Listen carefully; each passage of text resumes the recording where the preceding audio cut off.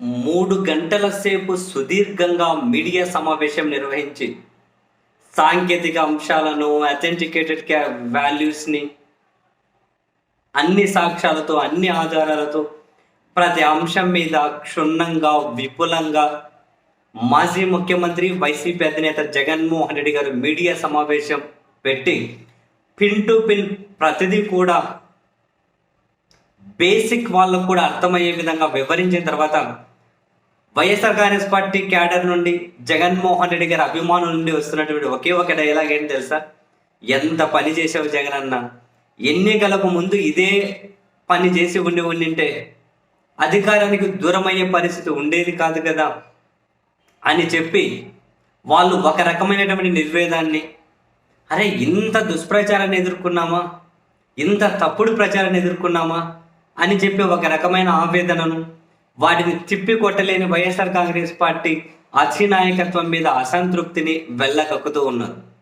నిజం, president medal అన్నారు, Hyderabad blues అన్నారు, పవర్ స్టార్ అని రకరకాల పేర్లతోటి జగన్మోహన్ రెడ్డి గారిని ఎంత బద్నాం చేశారు మద్యం పరంగా. ప్రతి దానికి అనుమతులు ఇచ్చింది చంద్రబాబు నాయుడు గారి సర్కారే అని చెప్పి జగన్ గారు చెబితే చంద్రబాబు నాయుడు గారి వైపు నుండి అసెంబ్లీలో కూడా దానికి కౌంటర్ సమాధానం లేదు. ప్రతి అంశం మీద, పోలవరం అంశం దగ్గర నుంచి, ఇసుక దగ్గర నుంచి, మద్యం దగ్గర నుంచి, ఏ విధమైన సంక్షేమ పథకాలు అందించారన్న దగ్గర నుంచి, అప్పుల దగ్గర నుంచి ప్రతిదీ వివరించుకుంటూ వచ్చి అన్నీ క్లియర్గా చెప్పేసరికి ఈ పని ఎన్నికలకు ముందు చేసింది ఎంత బాగుండేది అని. జగన్మోహన్ రెడ్డి గారు కూడా ఈ పని చేయలే. ఆయన అంతకుముందు మీడియా సమావేశాలు పెట్టలే, ప్రతి అంశాన్ని ఆయన వివరించే ప్రయత్నం చేయలే. ఆయన చుట్టూ ఉన్న వాళ్ళు ఆయనకు భజన చేసేకి సరిపోయిందేమో, వాళ్ళు ఆ పని చేయలే. ఏదైనా సమాచారం కోసం మనలాంటి వాళ్ళు నానా కష్టాలు పడే వాళ్ళు అక్కడి నుంచి తెచ్చుకోవాలంటే రకరకాలుగా. ఇప్పుడు ఏమైంది అంటే చేతులు అత్త కాలిపోయిన తర్వాత ఆకులు కట్టుకున్న చందానం ఇప్పుడు ఎదుర్కొంటున్నటువంటి దుష్ప్రచారాన్ని, అప్పుడు ఎదుర్కొన్న దుష్ప్రచారాన్ని ఇప్పుడు జగన్మోహన్ రెడ్డి గారు ఒక్క మీడియా సమావేశం పెట్టి కొట్టి అవతల పడేశారు.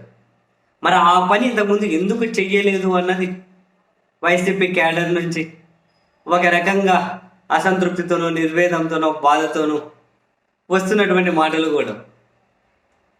అప్పుడు ఇదంతా చేసి ఉండింటే, వాళ్ళ దుష్ప్రచారాన్ని తిప్పికొడుతూ వెళ్ళి ఉండింటే చాలా బాగుండు కదా అని. బట్ ఎనీహౌ, మొత్తం మీద జగన్మోహన్ రెడ్డి గారు అయితే యాక్చువల్గా తన బలం ఒకటి ఉంటుంది, చాలా ఫెయిర్గా, చాలా జెన్యున్గా, చాలా నిజాయితీగా, ఎక్కడ తడబాటు లేకుండా చెప్పాలనుకున్నది సూటిగా చెప్పేస్తూ ఉంటారు. అధికారం పోయిన తర్వాత మళ్ళీ తన బలాన్నే జగన్మోహన్ రెడ్డి గారిని నమ్ముకొని ఆ బలాన్నే బయటకు తీసి ఒక రకంగా చెప్పాలి అంటే చంద్రబాబు సర్కార్ చేస్తున్న దుష్ప్రచారాన్ని, చేస్తున్న పొరపాట్లను ఆంధ్రప్రదేశ్ గల్లీ నుంచి ఢిల్లీ వరకు దుమ్ము దులిపేసి తిప్పి కొట్టి పడుతున్నది.